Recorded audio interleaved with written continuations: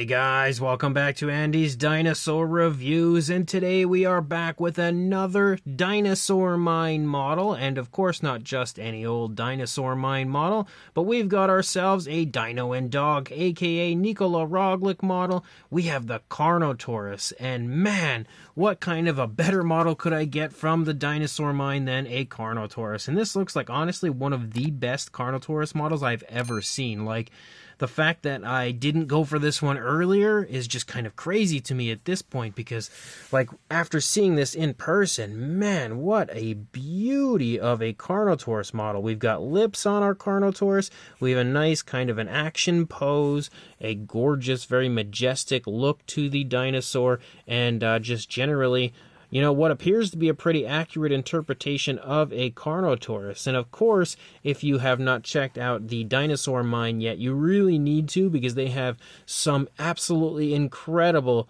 dinosaur models on there, a lot of which I've already, well, not a lot, but a few of which I've already reviewed here on the channel. Those have all been fantastic. Again, we now have this new Carnotaurus, so I really want you guys to go check the Dinosaur Mine out. They have great prices and amazing products, so make sure you head on over there and, you know, find yourself some models to add to your collection. Maybe this Carnotaurus, but again, as you can see, this model looks amazing, so let's jump to a closer look at it and check it out from there. So starting up here at the head sculpt of our Carnotaurus, you can see again a really nice look to the head sculpt with the mouth closed, having lips and everything on it. It just looks like, honestly, a really nice peaceful version of a Carnotaurus, but what I like most about it is it kind of gives it the look of a real living animal. Most often when you get models like this, you always see people creating dinosaurs, especially theropods, in ways where they just look so ferocious and, you know, teeth, we need the teeth out, we need to make them look mean and everything. But here you get a nice look at what the animal would actually have looked like in real life, potentially, and again, the more natural form of a Carnotaurus without any kind of crazy fight scene, nothing insane going on with this one, just a really nice, naturalistic, calm, relaxed Carnotaurus walking through, and that's one of the reasons why I think I'm just so drawn to this model. You can see we've got the nostrils sculpted out up here. There's also quite a bit of variation to the scale detail. You can see much larger scales there running along the jawline, running along the lips, and you can see you know, much finer scaling as you move into the palate and stuff, and then larger kind of clusters of scales moving up toward the eye socket, up above the eye and everything. As you lead up into the horn is also very nicely sculpted, and you can see, of course, both horns look really good. More vibrant scale detail up here on the top of the head, and the print quality, again, from the Dinosaur Mine is out of this world. It's probably some of the absolute best print quality I've ever seen from anyone. They definitely have a very, very nice 3D printer, that's for sure. As you move down the course of the neck, you can see some ridges pick up here on the back of the neck of the Carnotaurus. Some nice wrinkling in the skin here. As you can see, the dinosaur has its head turned to the right, so you can see how the skin is wrinkling and creasing here as you move along. A few more wrinkles and creases as you lead down here into the underside of the throat of the Carnotaurus. You can also see some tensing here in the neck, which that looks really cool. Also kind of showing the movement of the dinosaur. As you lead down here a little bit further into the body, you can sort of make out the shoulder blade, but it by no means is shrink wrapped, which is always a good thing. As you lead down into the arms are nice and small, exactly as you would expect to see for a Carnotaurus. You can also see on top of some nice fine skin texture.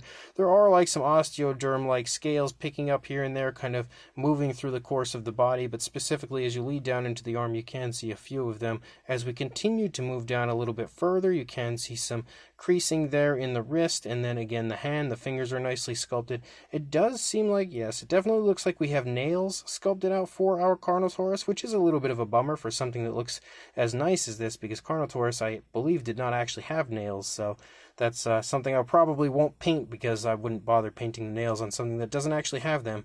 But you can see as you lead down here a little bit further, you've got more really nice skin wrinkles and skin folds and stuff as you lead from the stomach back toward the thigh. You can also see, again, very nice, impressive, fine detail in the stomach region of the Carno. More of those scoots running along the top of the dinosaur, kind of like ridges moving along the back of the spinal column. And I do want to state that you can probably see the seams, obviously, here in the neck, and and in the tail. And that's because the Dinosaur was brought out of the package and put together. It's been glued, and that's it. And you can already see how the seams are pretty small. You don't see them very well, which shows you again how nice the pieces fit together. Of course, I tried to review them this way so you could see what the model looks like straight out of the box, but as I go through with the review, I will have those seams covered up and then painted, so you'll be able to see what it looks like if you do it that way as well. But as you lead back, you can see the hip bone right there. Again, some more osteoderms and stuff as you move down through the course of the thigh. The muscle definition also looks really nice in the thigh. Same deal as you lead down into the calf. You can see the kneecap right there. We can also see how the dinosaur is taking a step as that foot picks up off of the ground. The underside of the foot looks really good, as does the upper side. If my camera would focus on it and I could stop moving it, there we go. You can see some scoots running down the course of the toes. Nicely sculpted nails. They also have a genuine sharp look to them. And then as we lead back up here toward the tail, you can see a few more skin wrinkles and creases leading out into the tail. Again, the seam where I connected the tail. But as you lead out through the course of the tail, some more of those osteoderms, more of the ridges moving along the back of the tail, and you can also see a really nice natural curve to the tail of the dinosaur moving along. And again, if we get nice and close, you can see how good the detailing looks here for the underside of the Carnotaurus as well. It definitely meshes with my backdrop a little bit because the backdrop is a similar tone of color to the Carnotaurus, but hopefully you can make out how good it looks. And then over here you can see the Carnotaurus now turned away from us, so you can see more kind of tensing and stretching here of the skin in the neck region, of course, of our Carno as it has its head turned, quite far away from us. The seam again where the neck was connected. We lead down. The arm is in the same position here as it was over on the initial side. You can see almost the same amount of detailing here in the stomach region, skin wrinkles and stuff, because the leg is actually pushing into the stomach a little bit over here more so than we saw on the other side, so you can see how the skin's kind of wrinkling up right there. And again, more osteoderms as you move up a little bit higher. Then we lead back. We can see the hip bone again. The thigh muscle definition looks really good.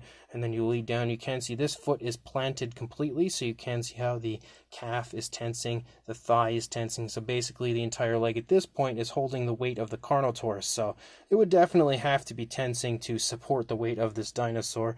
As you move down into the foot, you can see the scoots running down the front of the foot down into the toes. Very nicely sculpted nails yet again. And then we lead back up here toward the tail, out with that really nice elegant curve that we have to the tail. And then the base, and I really like the base as well, because not only do we have a really nice earthy area, you can also see a circular shape for the base, but we also have this area here where the dinosaur is kind of trotting through, it looks like, and then stepped on some piece of a tree that's been broken down and laying here, a log of some kind, and it has completely crushed it. So when it's actually finished and I have it glued to the base, you'll see how the Carnotaurus is kind of just impacting this area. That's just a really nice little touch, I think, to the base, definitely adding a little bit more to the scene and helping to take you into the moment again. But you can see just in general the base is very nicely done, very highly detailed, just as highly detailed as the Carnotaurus. But I'm not surprised because Dino and Dog always does an amazing job on his sculpts. So we are now at the point where I am going to go ahead and get this painted up, and then we'll bring it back and check it out from there. So here is my painted up version of the Carnotaurus, and I'm actually pretty happy with this one. I think it turned out pretty nice. I went for kind of a natural paint scheme, and then I got like halfway through and I'm like, you know what, we could add some flashiness. So then I went and put this little crazy stripe thing going on in here through the course of the Carno, and I think he turned out pretty decent. You can see again that head sculpt is gorgeous, but the entire figure as a whole, when it comes to a Carnotaurus, is definitely one of the nicest Carnotaurus figures that I have now in my collection. This thing is really, really gorgeous when it comes to the sculpt and the overall appearance. Just a really nice natural pose for the Carnotaurus, just kind of walking along, that I think honestly looks exceptional, and even better now once you actually add some paintwork to it. You get the Carnotaurus fully finished and painted up. Again, it just comes to life in the best way possible. And as always, Dino and Dog, aka Nikola Roglic, really shines with his sculpting skills, providing us with some of the absolute best dinosaur models that I've ever seen. And yet again, the Dinosaur Mine absolutely knocks it out of the park with their print quality, because this is, again, as outstanding as it gets. And of course, we've also got the base. Now, there's not really anything crazy going on for the base, it's just kind of a nice little earthy area. We've got some rocks over here, as well as, again, that piece of a broken tree that's sort of been snapped as the Carnotaurus walks through and stomps on it. But that's really about all you need to create a very cool scene for a Carnotaurus kind of just, running along. And I think that as well, again, just looks really nice. And hopefully my paintwork on the Carnotaurus, as well as the base, has brought this all to life in a nice, realistic way. I'm pretty happy with it, but you guys will have to let me know in the comments section, again, what you think. And there is the Carnotaurus now standing on the base, and everything is complete and looking awesome.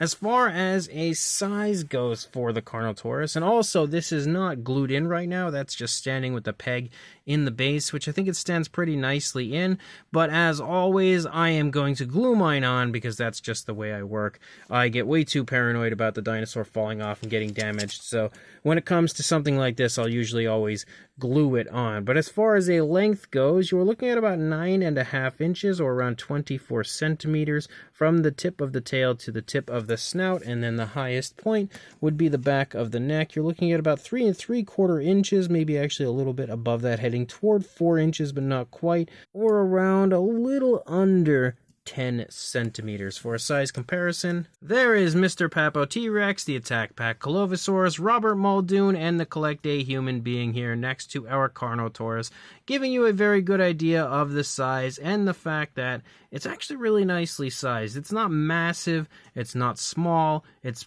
pretty much what I would say is a perfect size, like a perfect desktop size, where it's not going to take up too much room, but it's not too small that it's going to be unimpressive. Then for another comparison, we also have a Mattel Velociraptor stepping in here to show us that the Carnotaurus is a little bit bigger than what you would get for a Mattel Raptor. And just in case you happen to have this one, this is the TNG Carnotaurus next to the Nikola Roglic version, the Dinosaur Mine version, and you can see that this Carnotaurus is actually very similar in size overall to the Nikola Roglic version. So if you do have the TNG version of the Carnotaurus, again, very, very similar in size. The Nikola Roglic version might be just a little bit bigger. We've also got the recently released How Long Good version of the Carnotaurus, which you can see as well is pretty similar in size.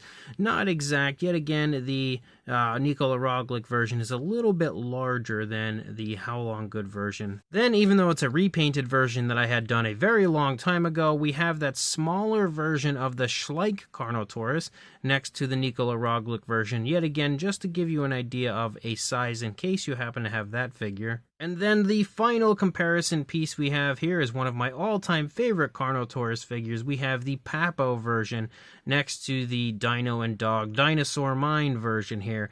And you can see, yet again, a little bit smaller than the Dino and Dog version would be the Papo version. Pretty similar in size, but maybe if it was standing up and in a similar position, it might actually be right around the same size, but they're not too far off to say definitively that one is any bigger than the other. I think actually maybe the Dino and Dog one is a little bit bigger. Just looks longer if you ask me, but they're not too far off from each other. So this Dino and Dog, aka Nikola Roglic, Dinosaur Mine release of the Carnotaurus is absolutely awesome and easily one of my favorite Carnotaurus in my collection. This thing is just beauty on another level. The sculpt is incredibly well done, and I also like about this one is the fact that we don't have those kind of rows of osteoderms. We do have osteoderms on the Carnotaurus, but we don't have those almost trademark rows of them moving down through the course of the body that you always see Carnotaurus displayed with. I like that they kind of went a little bit different with this one, making it just a little bit more unique, but again, the actual skin texture and fine detail throughout is incredible. It sports every ounce of movement that you would expect to see on the body, considering the position of the Carnotaurus as you look at it. It looks really good. I love the fact that the mouth is closed, the fact that we have lips for the Carnotaurus, and again, it just gives it a very beautiful and natural look. It's not making it out to look like a monster, a mean, evil, movie monster version of a Carnotaurus. It's just a really natural scene of a Carnotaurus walking along, again, kind of showing the true-to-life animal side of this dinosaur species. So huge kudos goes out to Nikola Roglic for, again, really pulling that off quite beautifully. Of course, this was a model kit, and, there was very little that needed to be assembled to this one to get it prepared, and then it would be up to you to either paint it or send it to a paleo artist to paint for you. I would recommend painting it because it's always so much fun to do so. This is the paint job that I came up with for it. Hopefully it looks okay and you guys like it. I'm pretty happy with it overall, but again, you'll have to let me know in the comments section what you guys think of it. One way or another, if you are interested in grabbing this for yourself, I will include a link in the description to where you can do that on the Dinosaur Mine. I have numerous models now in my collection from the Dinosaur Mine, and that is one place that I honestly cannot recommend enough when it comes to their print quality and how quickly they get things out to you. Dinosaur Mine is really one of the best websites out there currently to order models like this from, so I absolutely very highly recommend you checking them out and grabbing yourself this Carnotaurus along with pretty much anything else that you would be interested in from the Dinosaur Mine. So make sure you check the link that I will include in the description yet again. And also actually use the code ANDYDINO on the Dinosaur Mine and save yourself 15% off when purchasing this or whatever other dinosaur model you would be interested in grabbing. So make sure you, again, grab this Carnotaurus, use that code, save yourself some money, and also like, comment, and subscribe, and I will see you in the next review. Thanks for watching.